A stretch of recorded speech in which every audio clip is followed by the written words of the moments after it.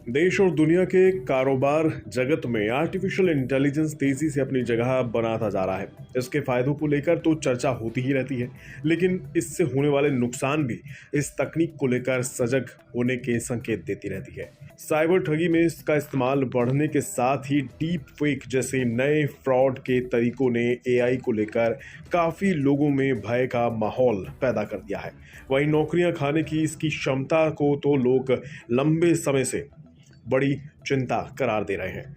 Experts ने बड़े पैमाने पर एआई से नौकरियां जाने की आशंका जताई है। आईटी इंडस्ट्री की संस्था नेस्कॉम के चेयरमैन राजेश नाम्बियार, जो टेक्नोलॉजी दिग्गज कॉग्निजेंट के भारतीय कारोबार के एमडी भी हैं, उन्होंने चिंता जताई है कि इससे सबसे बड़ा खतरा बिजनेस प्रोसेस आउटसोर्सिंग यानी बीपीओ सेक्टर पर है।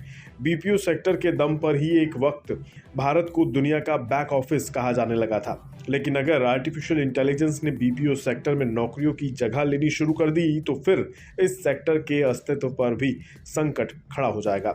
यहां से लोगों की नौकरियां जाएंगी और तमाम देश दूसरे देशों में सस्ती तनख्वाह वाले लोगों को काम देने की जगह अपने यहाँ तकनीक की मदद से इनका संचालन कर सकते हैं। हालांकि राजेश नाम्बियार ने कहा है कि इससे भारतीय टेक इंडस्ट्री के मुख्य आधार सॉफ्टवेयर सर्विस इंडस्ट्री के कर्मचारियों को ज़्यादा परेशान होने की ज़रूरत नहीं है।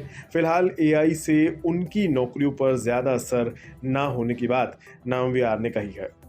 हालांकि देश की जीडीपी में महत्वपूर्ण हिस्सेदारी रखने वाले 250 अरब डॉलर के भारतीय टेक सेक्टर की नौकरियों पर भी एआई का असर होना तय है। नाम्बियार के मुताबिक सॉफ्टवेयर सर्विसेज इंडस्ट्री में काम करने वाले सभी लोगों को एआई का इस्तेमाल करना सीखना होगा। जो प्रोफेशनल्स एआई का बेहतर इस्तेमाल नहीं कर पाएंगे, उनकी जगह जल्द ही वो लोग ले लेंगे जिन्हें इसका अच्छे से इस्तेमाल करना आता होगा। यही वजह है कि ज़्यादातर आईटी सर्विस देने वाली कंपनियां अपने कर्मचारियों को एआई में ट्रेन करने के लिए निवेश कर रही हैं।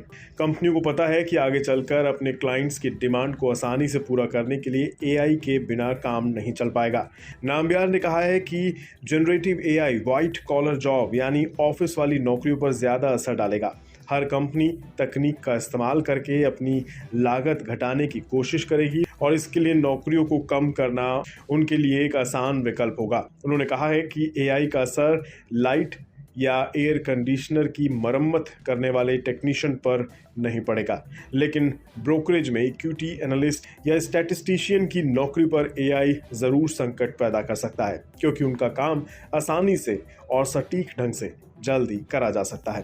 हालांकि नाम्बियार ने साफ किया है कि फिलहाल एआई के निकट भविष्य में होने वाले असर का ही आकलन किया जा रहा है। अगले 5 से 10 साल में एआई का प्रभाव किसी भी कल्पना से कहीं ज़्यादा होने का अनुमान उन्होंने जताया है।